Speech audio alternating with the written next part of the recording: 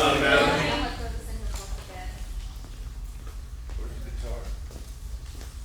don't have a guitar. I do have an aversion to podiums, so I apologize for that. Now that I'm sitting here with a mic in front of me, this isn't much better. So my journey with my disease began back in the late 80s when I was about 16, 17 years old. I was introduced to Mad Dog 2020. I was introduced to Bartles and James. BJ was my fave. I was introduced to partying for the sake of partying with my friends. And at the time, I didn't feel like I had anybody in my family that suffered from this disease. Later on, I found out when I was doing some step work that there was a whole org chart behind me, a family tree behind me that had the disease I had. But the introduction to alcohol for me was euphoria. So I wasn't trying to hide from anything. I didn't have any childhood trauma, other than the fact that I grew up in a family of 6 and my parents were Yankees. There was no trauma. And it was not until I turned 19 and got married that I was introduced to what would become my drug of choice for most of my 20s, and that was Behringer's White Zinfandel. Zinfandel was my drug of choice, and most of my drinking was around family events, holidays. At work, we called it team building, but it was really just an excuse to go get happy at happy hour. And probably my first, I guess I would say, alcoholic behavior that came out was what I would call my first blackout, and that was in my early 20s. I was married. I hadn't had any children yet, and I went drinking after work with some friends to happy hour, and I don't remember from about 7 o'clock on. And that particular evening, my vice president of our company drove me home from downtown out to Jones Road and delivered me to my husband. And I was told the next morning of all the shenanigans that I had been a part of, up to and including dancing on tables, all the things that you hear in the movies that aren't really what you would do, but guess what? I did. And so it didn't dawn on me that that wasn't normal. I just thought I had a really fun night that I didn't remember. And I continued my drinking journey all throughout my early 20s. I had a couple of children in that mix, and little instances of alcoholic behavior started to creep in as I tried to regulate or drink around my pregnancies. They tell you that it's bad to drink while you're pregnant, and that was just horrific for me. The idea that I wasn't going to drink for 9 months seemed unreasonable and unfathomable, and I was sure that my mom drank when she was pregnant with me, and I turned out okay. So I figured at some point in time that was just a suggestion and not necessarily something that I had to do. So I did sneak a little here and there when no one was looking. For my second child, I decided I was going to be better, and I would get a wine cooler and put it in the refrigerator, and my doctor said I could have one a month, and I would just think about that wine cooler in that refrigerator all month long. I couldn't wait till the last day of the month where I was going to get to sip on or drink that wine cooler, and then I just coveted, drinking that one wine cooler every month. Still not thinking that was alcoholic behavior. That was certainly what all the women who were pregnant were doing. I just, for whatever reason, I was obsessed with it. So I remember after having my second child, or being in the hospital having my second child, And my husband said, well, what do you want your focal point to be while you're in labor? And I said, I want a pitcher of margaritas up on the top of the cabinet that I could focus on. And he was so sweet. He did that for me. Not that I could drink it, but I did stare at it. So all these kind of things were little clues, little inklings that maybe I might have some alcoholic tendencies. Flash forward through most of my 20s. It was just a lot of kind of the same: team building, parties, drinking with the neighbors, broken toilets. I don't know how that happened, but it did. All sorts of just shenanigans of drinking while I'm raising children. Somehow, and there's so many pieces of their childhood that I just don't recall, because I truly was a blackout drinker. There was a lot of, Friday, Saturday, Sunday mornings waking up and checking my phone to see what I did the night before, who did I owe apologies to, what did I have to pay to fix, or what did I break, or who did I say something to. All of that was my 20s. Then as I got into my 30s and my kids got a little bit older and didn't require so much of my attention, it became more of not just doing it for fun, but because I needed to relax or I was stressed. And so I would use stress as my reason for why I needed to drink the moment I got home from work until Sunday night, and start up again Monday morning, just trying to get through the day, just thinking about, I can't wait till 5 o'clock so that I can drink again. And at this juncture, I'd stepped over Behringer's White Zinfandel. I was happy to drink it out of a box. I would put jewelry on it to make it look special and make it look like it was, high-end box wine. But I needed it in liters now instead of bottles, and that was the only, and interestingly enough, and I think he would tell the same story. My husband drank almost as much as me, if not as much. But we would say that he had more girth to him, so he could handle more. But it wasn't until probably about my mid-30s that I was working for Office Depot, and I had gotten promoted into the Director of Operations role, and I felt an obligation to work all 3 shifts because I wanted people to know how dedicated I was, and I wanted the team members to be able to see me and have a name and a face. And so I would work like 24 hours a day, Monday through Friday, and I would take little breaks to just drink in between. And I did this for close to a year. Actually, I had a couple years where I was able to not drink that way. But that last year with Office Depot, I was drinking almost all the time. And I'd have people come up to me and say they could smell it on me.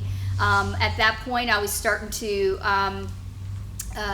map out the liquor stores of where they were located around where I worked and where I was at home, and I had a schedule of which one I would go to at which time of day, and I would rotate them out so not all of them would think I was the alcoholic that I was. Still not really recognizing I was alcoholic, just that maybe I was starting to have a problem.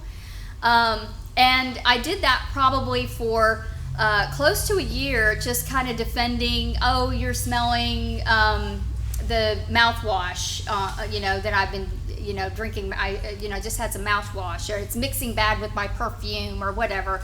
And it was probably my first real consequence. I got a call from my manager who happened to be in Florida, and she said, can you meet me at the airport?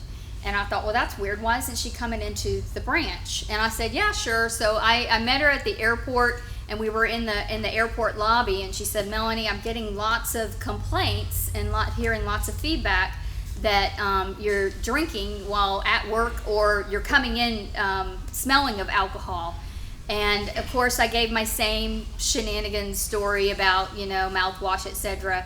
And she just kind of shook her head, and she said, if you don't get some help, we're going to have to make some changes.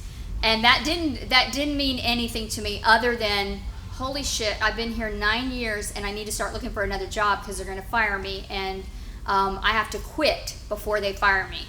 And so at the time, I've been getting some phone calls from the Home Depot, and they wanted to hire me as a assistant general manager to go travel across the country and do training for different sites that they would call them rapid delivery centers that they were going to open up.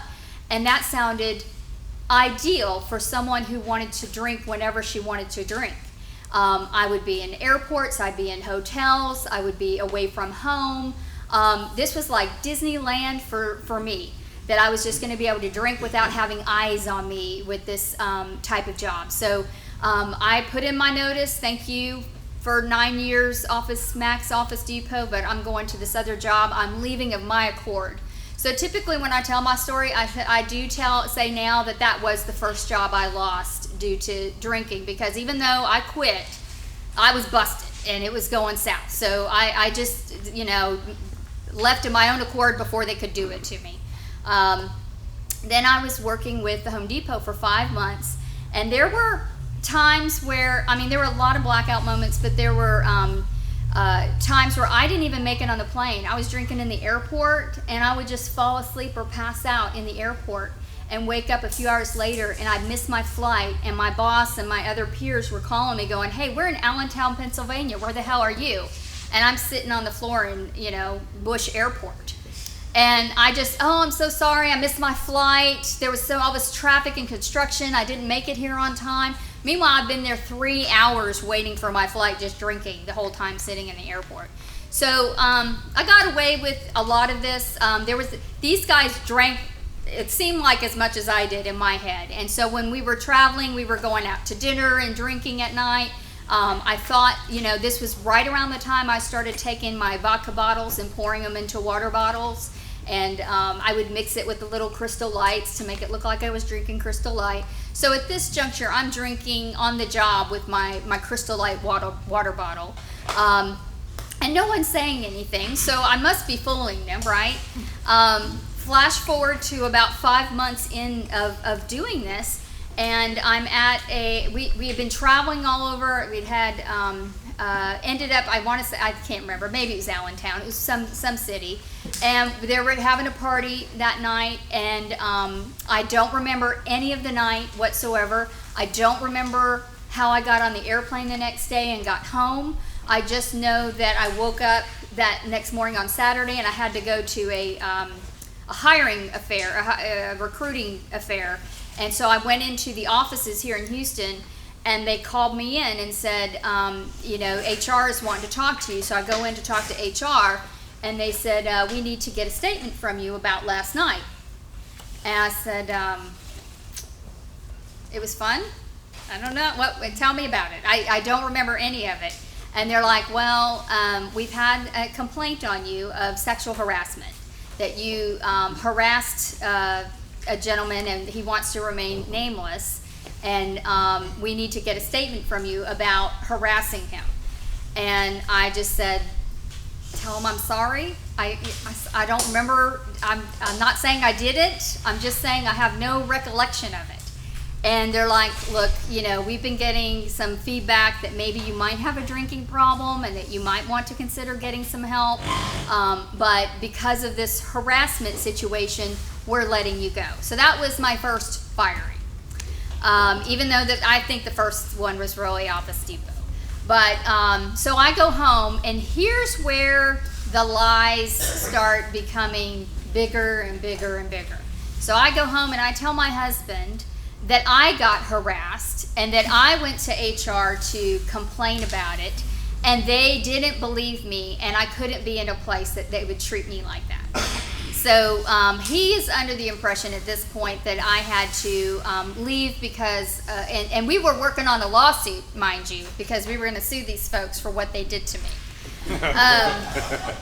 So at that point in time, I thought, I got this job, I can get another one. So I started applying, and I got a position pretty quick with a company called FedEx Office, which you may have heard of before.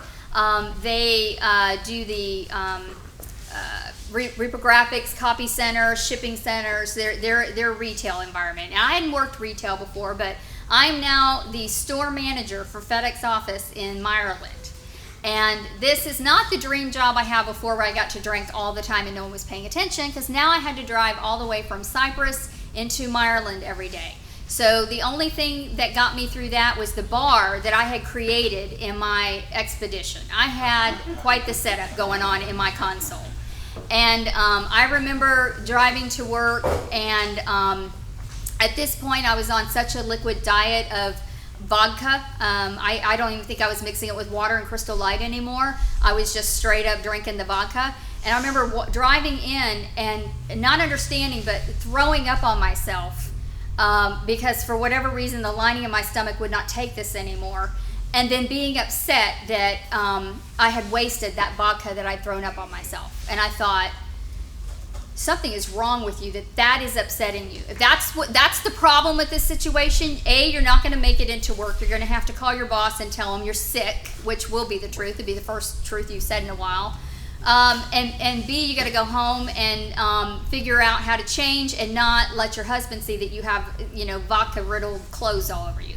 So at this juncture, I am stashing vodka bottles in different places around the house. Under the sink in my girls' bathroom. One of my premier spots was out in the backyard. I would dig a hole and put the bottle in the ground and stick a straw in it and put the lid. But that way I could go out there and just open the lid and get a sip of this through the straw without having to take it out of the ground. I would take bottles and put them in. Most people would hide them on the floor at the bottom of their closet. I put them in pockets of my robes, so that it wouldn't look like I had anything on the floor. I could just go to my robe. So the drinking I was doing while I was watching TV and taking care of my children, that was my normal drinking that I was okay with people seeing. But then I had this supplemental drinking that was feeding me. And at this juncture, all I'm really thinking about is I don't want to have the shakes. I've gotten to the point where now it's beyond the obsession piece. Now it's the physical need. I need it so that I can, I remember, not that anyone really writes checks anymore, but I had to write a check for something and I couldn't sign my name. I couldn't sign a card. I couldn't use a pen because my hand would shake so bad. So now I'm drinking to keep from shaking. And for some reason, I would drink, trying to drink till I passed out. But now it's making me stay awake, and I don't understand why. So I'm drinking more and more, trying to go to sleep, but it's really got my heart almost beating out of my chest, like I can see it moving. And I would go to bed, and at 10 o'clock with my husband, and I'd sit there and I'd wait till he fell asleep, and then I'd get up and go out into the living room and then just watch TV with no sound and just sit there and continue to drink. So I'm at the stage now, probably at about 38 years old or so, where I'm pretty much drinking 24/7. I'm running out of places that I can go to get drinks and to get vodka that don't recognize me as "Hey Norm" when I walk in, even though I've got 10 of them lined up. I did need to keep this job though, because that's what was feeding my drinking, is I had to have a paycheck so I could not pay bills, not send my kids to college, but make sure I have enough alcohol so I can drink. And I hated Saturday nights, having to take inventory and make sure I had enough to get me through all day Sunday.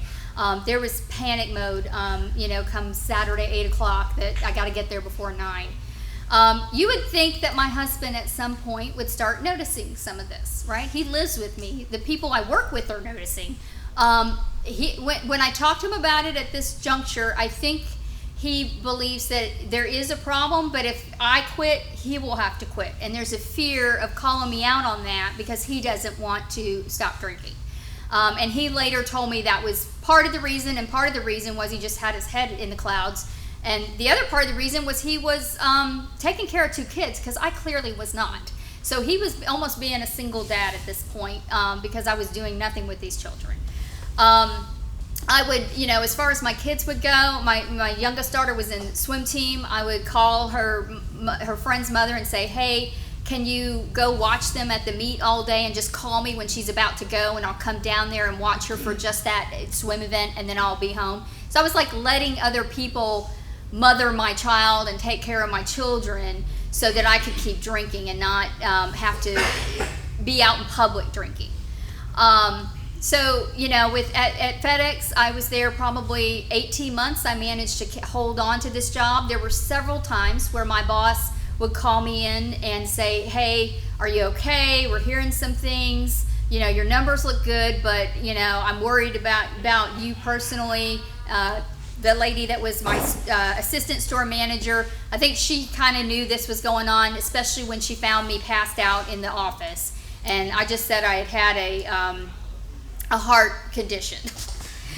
And so there were those kinds of things that I would rather go to work and sleep. And so finally, after right about 18 months, I got the call from my boss saying, hey, can you come over to the, I don't know, whatever store he was at. So I went in knowing what was going to happen. So I went and sat down, and he said, we're going to have to let you go, but we really, really would suggest that you get some help. It's clear you have a problem. And again, you're confusing mouthwash, but it happens. So I leave that job, I go home, tell another whopper to my husband about how they audited me, and one of my team members sabotaged me, and I got a bad audit, and so they've had to let me go because I was sabotaged. So that's 3 jobs I've lost now. Fast forward to the next job that I get. Icon was happy enough to hire me. That lasted all of about 2 months because they could see me walking out from the office to my car, and I was doing that once an hour, just going and getting my hit of my drink. But I think what put it over the edge was I was meeting one of the VPs who was from out of town at a meeting downtown. And while I was down there, I said, well, let me drop you off and I'll go park the car, and then I'll meet you in there.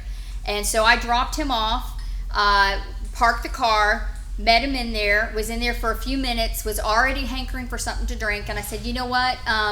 This meeting seems like it's going faster than we thought. Let me go get the car and I'll come back and get you. And he said, okay, no problem. 3 hours later, after walking around downtown Houston with my little beeper on my car, trying to find my car. I could not remember what garage I parked in. I couldn't remember what level I parked in. And he's psycho-dialing me, I'm on the phone going, where are you? I'm going to miss my flight, please. And I'm not picking up, but I cannot find my car. And to this day, I kind of don't remember how I found my car. I obviously I did, but I don't remember how I did. The next day, I went into the office, and my boss called me in and said, I'm really sad about this, but we probably are going to have to let you go. I'm sending you into HR to go talk with them. So I go into HR again. This is job number 4. And the guy says, Melanie, we are letting you go, but I'm going to give you the number to the park. It's a Memorial Hermann Prevention and Recovery Center. And I really feel like you could use some help. I recognize an alcoholic because I am in recovery. I've been in recovery for 23 years, and you are my people. And I'm telling you, you need help. And I said, well, if I get some help, will you hire me back, or will you hold my job for me? And he's like, nope, the gift I'm going to give you is I'm firing you. That is my gift to you, because you have got to have enough loss in order for you to care about getting better.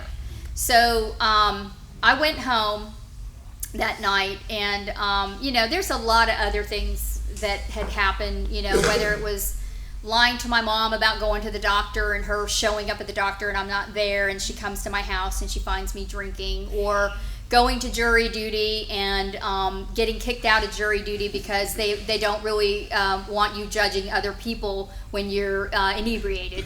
There's like so many. I mean, I had an instance with family members where we were supposed to go do pictures with my sisters and their kids and my kids, and I don't even remember the night. I just know that the things that they told me later, the things that I said, and the harms that I did that night, I owed a lot of amends for just that one single night. So there were so many things like that, but it all kind of accumulated into I needed help. And when this gentleman, I'll never forget him, his name was Ray, and he said, "You're my people," I thought, I don't know what you mean, but I need help, and you say that this place can help me, I'm going to try. So I went home and told my husband, this time I got fired. And he's like, "What do you mean this time?" I was like, "Those other 3 times and this time. I need help. There's something wrong with me. I don't know what's wrong with me, but I know I'm sick and I need help." And he's like, "Well, do you think you can just maybe try some beer?" And I said, "That would be nice, thank you." I said, I wish it were that easy. I don't know what to do. And, that night, I remember staying up drinking and just sitting on the couch, and I was on my second, fifth, and just thinking, please, Lord, don't let me wake up tomorrow. If I don't wake up tomorrow, then I don't have to deal with any of this. And these people will be better off without me. My husband's already handling the kids. Let him get my insurance. If I had it, I don't know if I had it with his last job, but just let me go. And then I remember waking up the next morning and just being so sad that I was still alive and here. And my husband walked out of the bedroom and said, "I've packed you up. Write a note to your kids and tell them where you're going, because we're going to go see if we can get you some help." And I just wrote a note and said, "Hey, be back later. See you later. Love you." And we drove to the park, and I kind of joke, but I swear, I don't think he stopped. I think he just slowed down and pushed me out. But we got to the park, and we walked inside, and I remember sitting in the reception area, and I was just shaking, and all I could think about was, please, Lord, let me get another drink. Please, Lord, I just need a drink, and I'll be okay.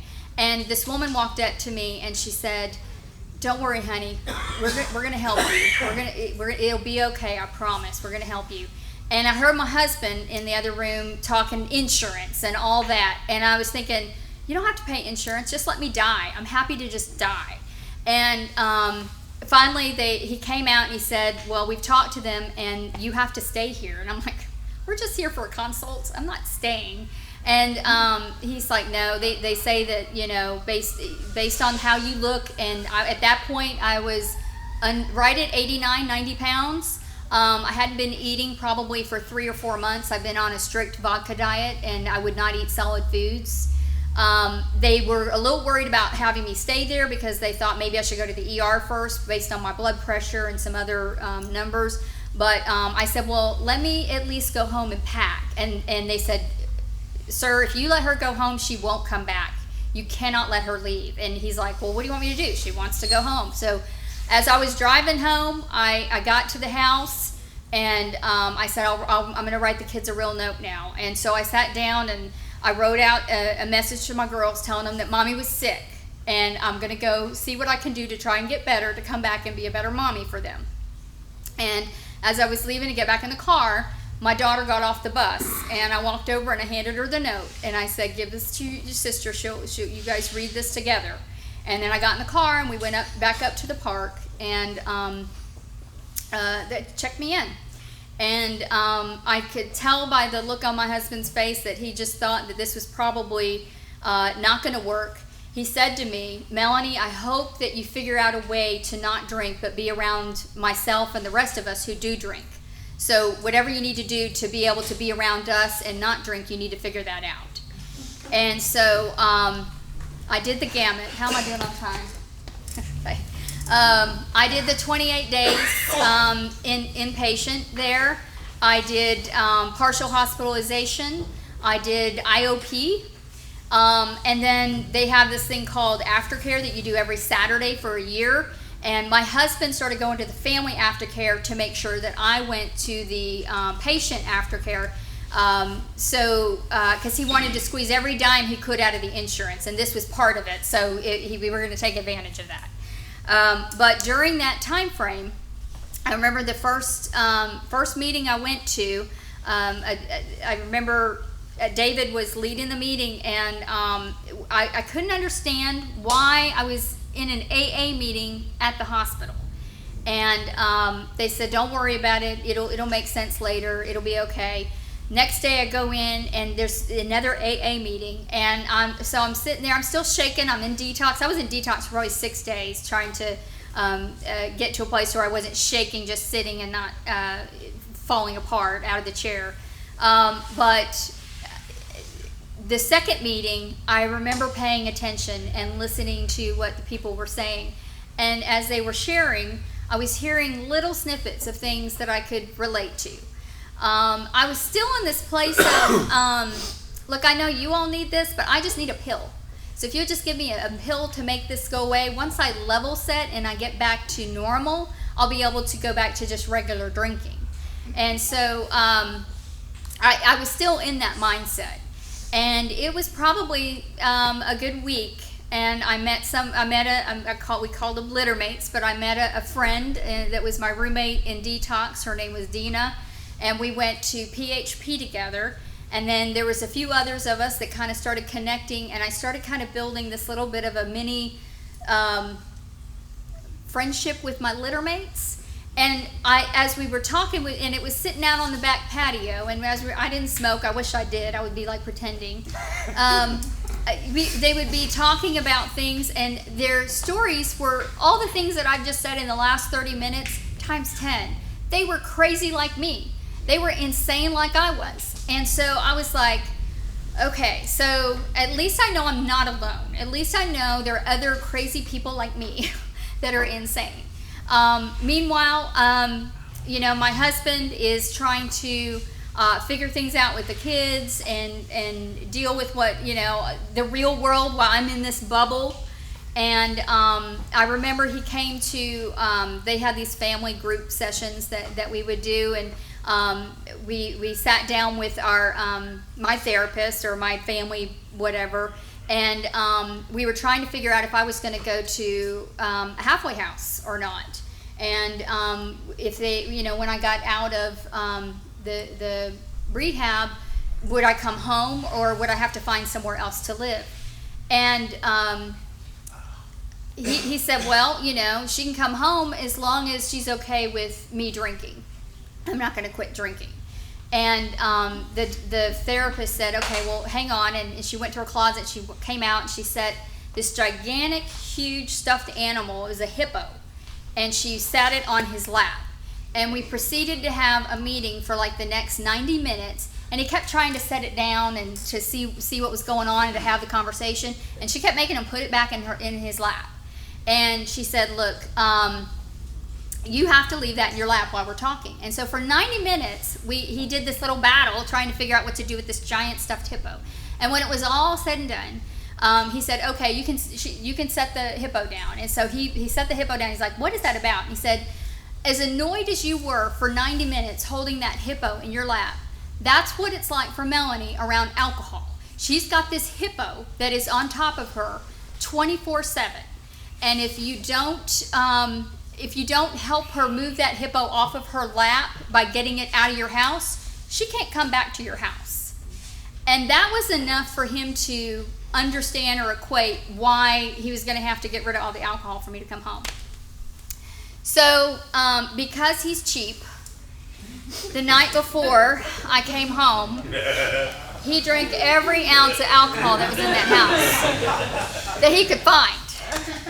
I had plenty of other stashes I had to go work through, but he came and picked me up, and bless his heart, he was so hungover.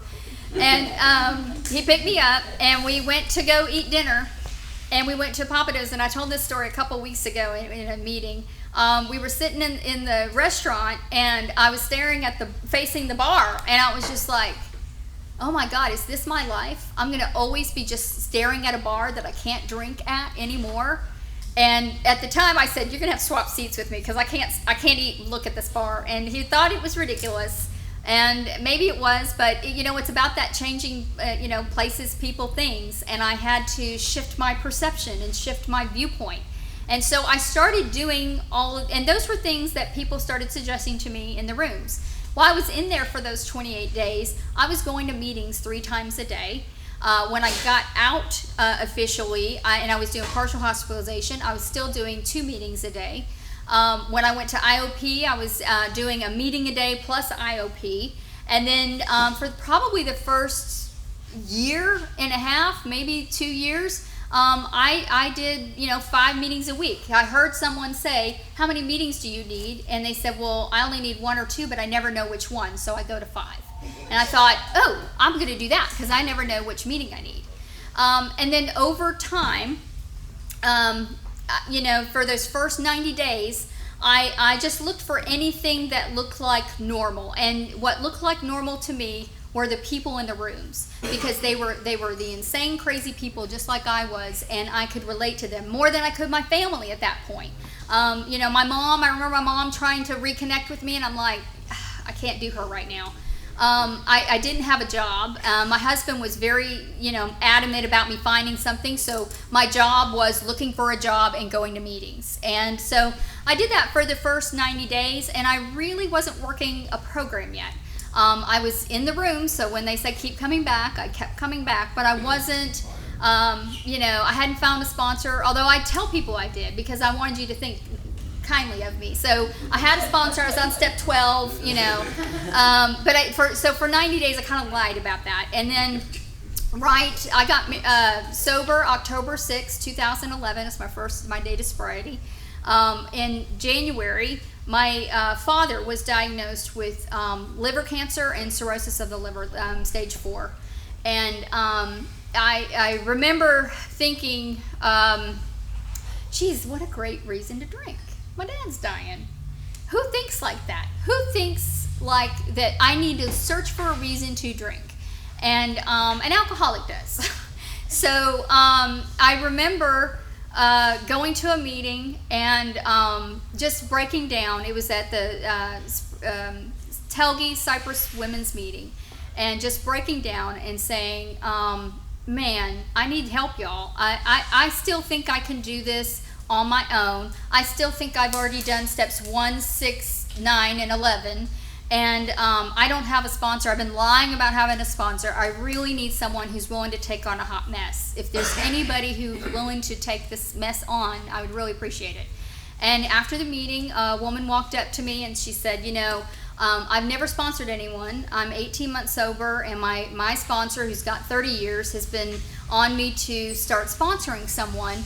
If you're willing, I would love to help you navigate this journey. And I was just like, thank you, Jesus, thank you. And so we exchanged numbers, and I joked.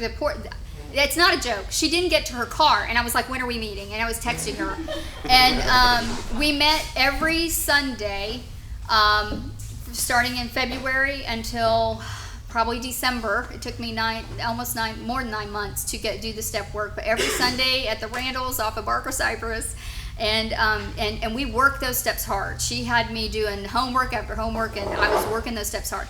But what really struck me that this fellowship was where I was supposed to be was, after she said she'd be my sponsor, about 2 weeks later, my dad died, and I had to decide whether or not I was going to go to the wake or not, and I chose not to go to the wake because there was going to be nothing but Irish drinking going on.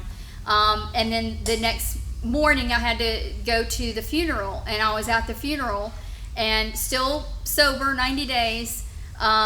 February 7th he died, so February 9th or 10th, somewhere around there, we had the funeral. And she walked in. This woman who I just met 2 weeks ago came to my dad's funeral. She didn't even know me hardly. And my first panic was, oh my God, people are going to ask me how I know her. And they did. They I introduced her to Laura, and she says, "Oh yeah, we know each other from church."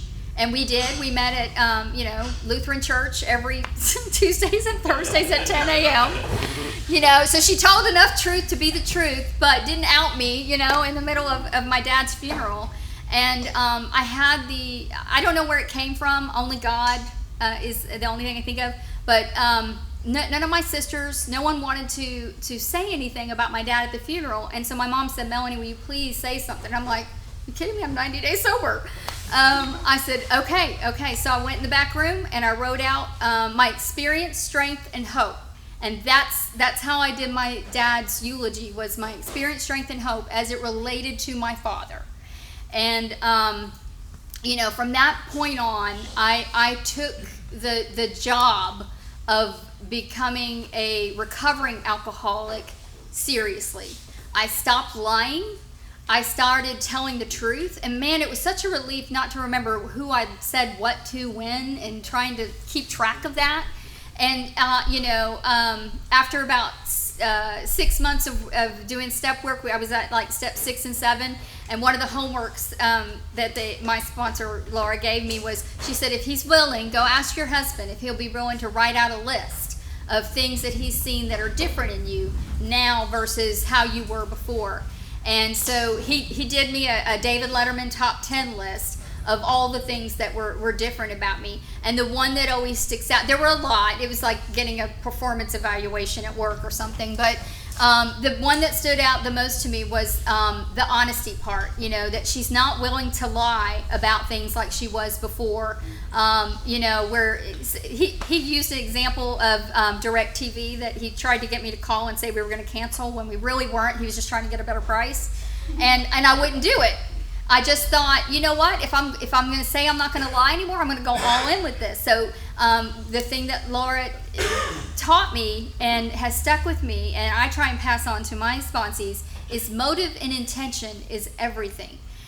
If you're checking your motive and intention in every decision you make, and your intention is pure, it's coming from a place of wanting to do good and not do harm with people, then whatever the result is, it's what's supposed to happen. It doesn't matter whether there's no good or bad to it. It's what was supposed to happen because you followed you did the next right thing, is what we say in the rooms, right? You did the next right thing.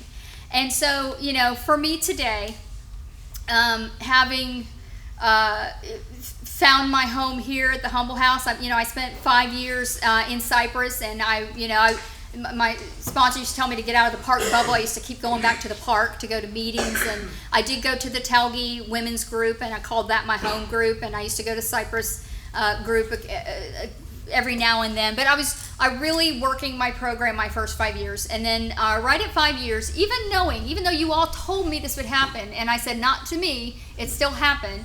That complacency happened right around 5 years. I moved up here to Humble. And I thought, ooh, none of these people up here know I was an alcoholic. Let me see if I could just, I'll be online. I'll be in recovery online. I'm going to join remote recovery. And this was before even Zoom was existing. So I was just given all sorts of ES&H online. And I did that, and I went to a few meetings. I went to the Tasta Cedar group. I went to a few different places, but nothing really stuck. And it wasn't because they weren't good places to go. It was I wasn't committing. I wasn't engaging. My motive and intention wasn't what it should be, trying to find a home group and or trying to find a sponsor. And so after about 2 years of doing that, I didn't drink, but man, did I feel off. Man, did I feel, little things like even something that I wouldn't have white lied about before. All of a sudden I was like, it's not that big a deal. And then some things started happening that were like little God winks telling me, bitch, get your ass in a meeting. And so I came up here, it's, I guess going on 6 years ago now. I can't remember the exact dates, but I came up here, and I remember Cliff. Some of you might remember him. He greeted me at the door, and he said, glad you're here. I'm going to call on you. And I said, I really don't want that, so I'm probably going to leave. And he's like, no, you're not. It's going to be okay. And so he made it this point to call on me, and I hated it. I didn't want to share. I didn't want to, I hadn't been in the meetings for 2 years, so I thought, well, I don't have anything to share because I haven't been actively engaged. And man, he just relentlessly, he would leave meetings and he'd call on me. And the more he did it, the more comfortable I felt with it, and the easier it became. And I say that I don't even like doing speaker meetings, but the more you do it, the easier it becomes. You just have to, put yourself out there and know that you're you're among your people, right? You're among those who get and understand and have been where you've been. And so, rest in peace, Cliff. He passed away a couple years after that. But there's been others in these rooms that have embraced me and made me feel like one of their own. And I'm so grateful for that. The fact that you can come to a place and say what's on your heart. And I tell sponsees this: look, whenever you're sharing, just ES&H. Don't forget the H. A lot of times I say get the poison out, and kind of, they say you're only as sick as your secrets. And so people come and they tell, the poison, get the poison out, but they forget to talk about the hope part. And the hope part is we have a place to come to do this. And, I look at people like, in my family and in my husband, or, people I work with.